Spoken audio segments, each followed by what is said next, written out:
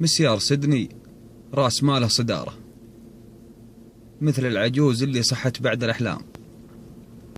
طول السنين مذوقينه مرارة، ندعس على وجه الخسارة بالأقدام.